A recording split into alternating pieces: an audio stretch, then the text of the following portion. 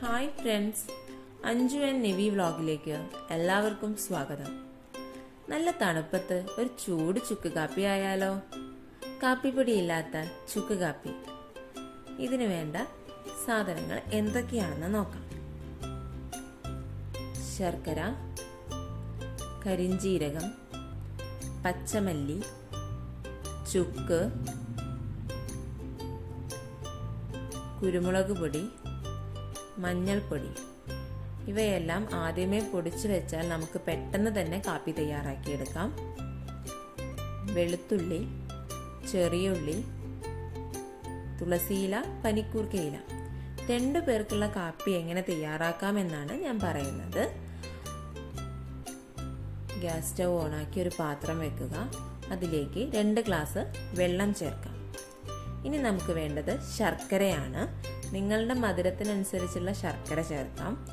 നാട്ടിലൊക്കെ കിട്ടുന്ന കരിപ്പെട്ടിയാണ് ഏറ്റവും ഉത്തമം. ഇവിടെ ഞാൻ വെല്ലം ആണ് ചേർക്കുന്നത്.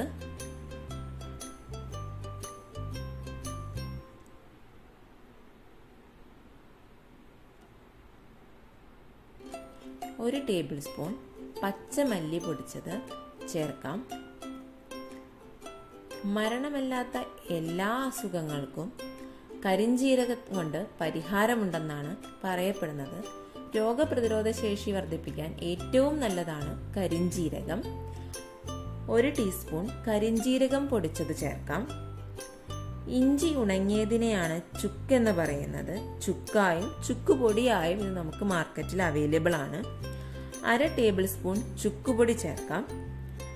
മഞ്ഞൾ പ്രതിരോധശേഷി വർദ്ധിപ്പിക്കാൻ പറ്റിയ ഒന്നാണ്.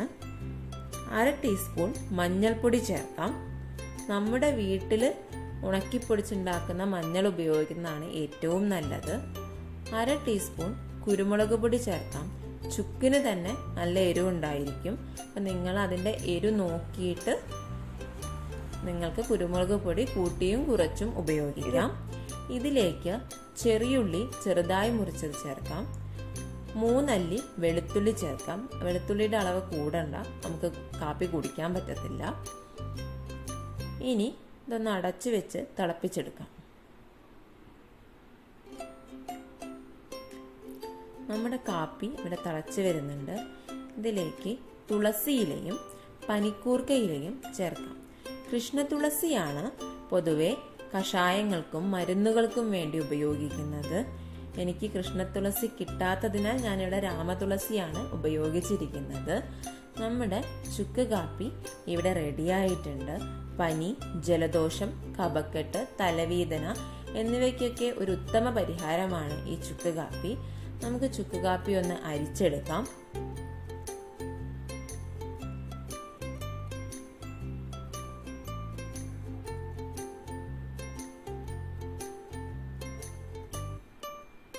ഈ ചുക്ക് കാപ്പിയിൽ നമ്മൾ ചേർത്ത ചെറിയുള്ളിയും വെളുത്തുള്ളിയും ഒന്നും അരിച്ച് ഒഴിവാക്കണ്ട.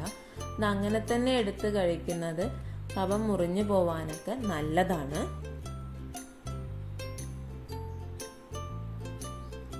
ചുക്ക് കാപ്പി എല്ലാവരും ട്രൈ ചെയ്ത് നോക്കൂ. ഇഷ്ടമായാൽ വീഡിയോ ലൈക്ക് ചെയ്യണം.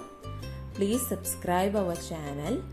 നിങ്ങൾ സബ്സ്ക്രൈബ് ചെയ്യുമ്പം അതിനടുത്ത് തന്നെ ഒരു ബെല്ലൈക്കൺ കാണാം. അതുകൂടെ ക്ലിക്ക് ചെയ്താൽ ഞാനിടുന്ന ഓരോ വീഡിയോസും നിങ്ങൾക്ക് നോട്ടിഫിക്കേഷൻ വരുന്നതാണ്. Thank you.